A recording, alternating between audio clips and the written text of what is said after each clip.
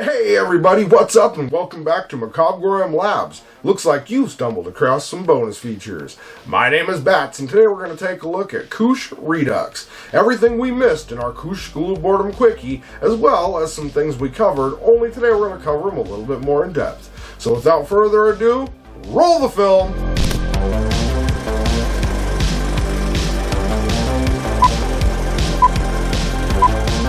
So before we get started, credit for today's School Boredom bonus feature goes to Automaton for letting us know in the comments that we forgot some things.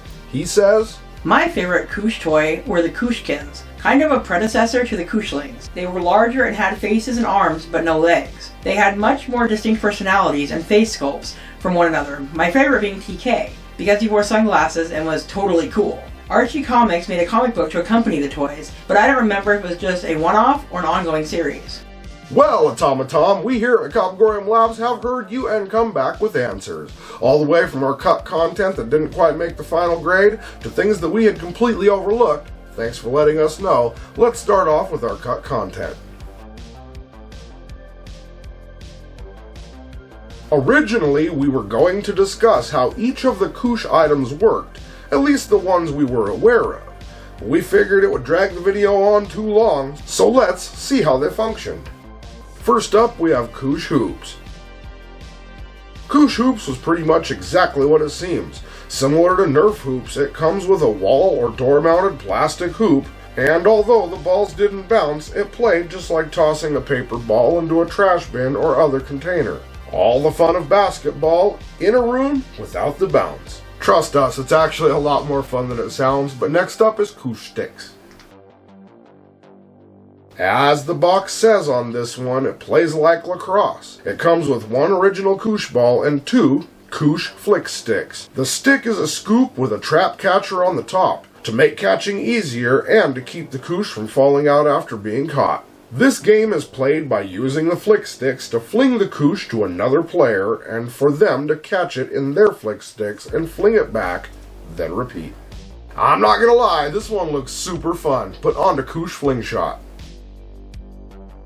This one was one of the more common Koosh toys. They were relatively cheap and were slightly different because unlike the original Koosh Ball toys, this one did not come with a traditional Koosh Ball. Instead, this one came with a smaller Koosh Ball with a long rubber band that had a loop at the end of it. The loop would be placed on the fling shot, pulled back, and flung to anyone you aim it at. But be careful who you aim it at, just ask Rosie O'Donnell. Now on to Koosh Catchers. These were different as there were ultimately two versions. The first version came with two Koosh Catcher mitts and a special Koosh ball called the Looped Koosh Ball. The new ball would be like a Koosh that hadn't been cut properly, or a tangle of rubber bands, and the mitts were designed to have a comb-like teeth sticking out from them from the front. The players could either grab the back of the mitt with either a handle or hand strap, and the Looped Koosh Ball would become entangled and caught. The later version only changed the catcher. In this version, the teeth were designed to be more like that of a cheap hairbrush than a cheap comb with more teeth in a different pattern. Next we have the Koosh Paddle game. Badminton meets Koosh. This game is super simple. It had two paddles similar to tennis rackets, only with spandex screens instead of netting, and one Koosh ball. You and another player take turns hitting the Koosh ball back and forth. I'd wager you could add a net for even more fun, but straightforward, this has two paddles made for use with basic Koosh balls. I vaguely remember using these paddles with the Kooshlings with my cousins, and I can tell you, mistakes were made. But for now, let's talk about the Koosh Sharp Shot. So this is probably one of the most elaborate of the Koosh toys that we covered. It's kind of like Koosh darts. It comes with an electronic target, two Koosh shooters, and two Koosh flingers that are exactly the same as the Koosh Fling Shot. Players can either stand the target up or put it on a wall or door and then take turns flinging their Kooshes at the target in one of 3 different games, or of course, it can be played solo. According to the box, this one lights up and talks to you. Goats and I actually plan on getting one of these as they're not all that expensive, but for now though, let's talk about the Kooshlings, which is the last of the cut content from our original video. However, here at Macabre'Gorium Labs, we are only a team of 2 and somewhat human, so mistakes get made from time to time.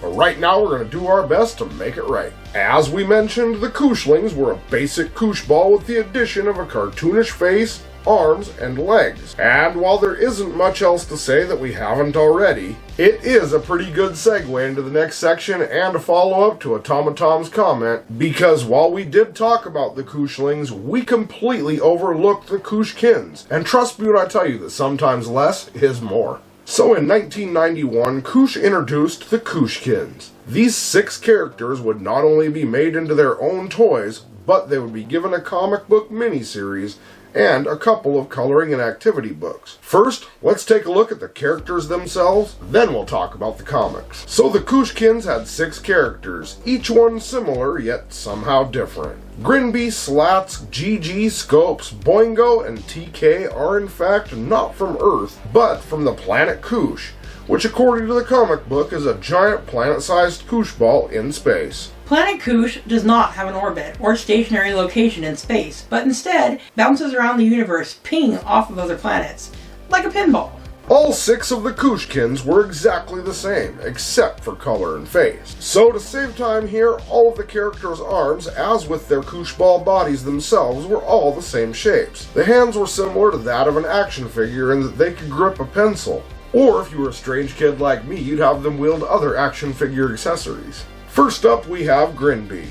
Grinby is a solid yellow Koosh ball with 2 arms and a face that looks like one of those stretched out clown masks, with a stretched out toothy grin, a round, somewhat pudgy nose, and for some reason, his eyes are horizontal slits. Next up, we have Slats. Slats is the more ghoulish looking of the Koosh Kins with the same arms and body. However, Slats had a somewhat creepy face with yellow, evil looking eyes and a longer, slimmer face than the rest. The greenish coloring they used didn't help, and according to the comic book, he is quite the prankster. Up next is Gigi, the token 1990s female of the group. This character was designed in all pink with a long face that featured large lipstick-covered lips and eyelashes. In the comics, it is said that one of the other Kooshlings has a crush on her, but you'll have to let us know in the comments if you want us to cover the comic books in a school board spotlight, or just any other comments or topic suggestions that you'd like us to see. We really enjoy reading them. Next up is Scopes. Scopes is the only one of the Koosh Kins that appears to not have a mouth, and his Koosh figure does not have a head, but it has 2 elongated eye stalks protruding from his body. As far as we can tell, he only communicates using body language, typographical symbols, and growlix.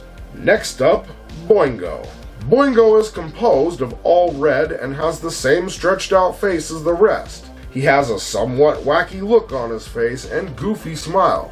I'll let the comic book explain him, as it's the only page featuring a character bio. The Koosh Kin with a 14-car pileup for a brain. A guy who's off the wall, ceiling, and floor. In hyperdrive without a license. Loves adventure almost as much as he loves to talk. And finally, we've come to TK. While I haven't read all 3 of the comics all the way through yet, it isn't clear what TK stands for.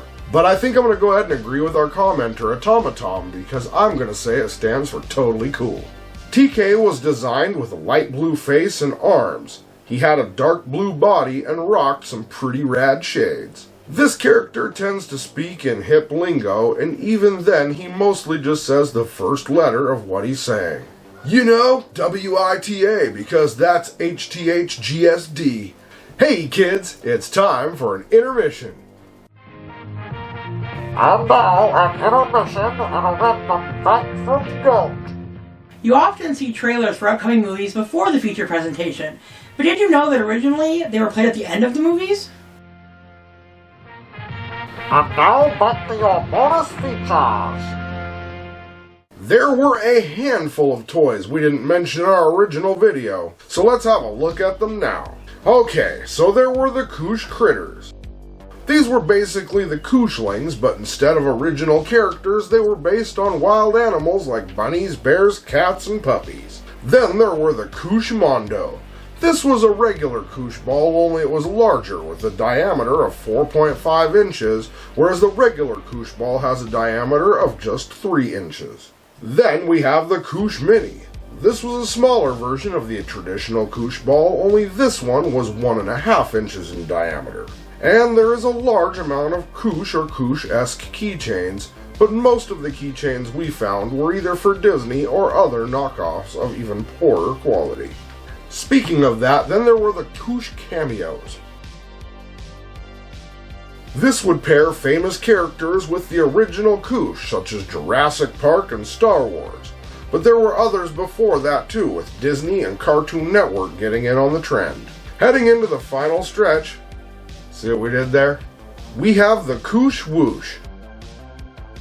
This one was less Koosh ball and more a flying disc.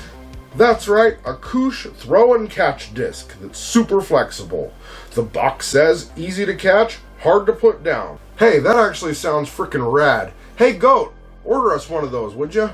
Alright, fine. And finally, we have the Koosh Galaxy. This one is for fans of Nerf guns and Nerf wars. This was a toy gun playset that came with soft foam balls, again, similar to Nerf guns, only this one was branded out the wazoo with the Koosh logo. There are a few different styles of Koosh Galaxy guns. We'll show you the ones we have found here, and there was a commercial for this one as well. And last but not least, here's a bunch of the knockoffs. We'll show you them while we wrap up. Koosh was a fondly remembered toy that became a phenomenon in the mid-1990s and beyond. No matter who or what or where you are, you either had one, have one, or knew someone that did. This simple toy is still fun for people of all ages, and even us here at the labs are looking forward to playing with some of these things. Be sure to leave us a like and a comment with your favorite memories of Koosh, topics you want us to cover, or if you just want to drop in and say hi. We really enjoy talking with you. And that concludes this School of Boredom bonus feature. I've been your guide, Bats, and this has been Koosh Redux, everything we missed. Be sure to check back next time because you truly never know what we have in store. As usual, think for yourselves, be excellent to each other, and of course, keep it creepy. Did you order that thing off the internet yet?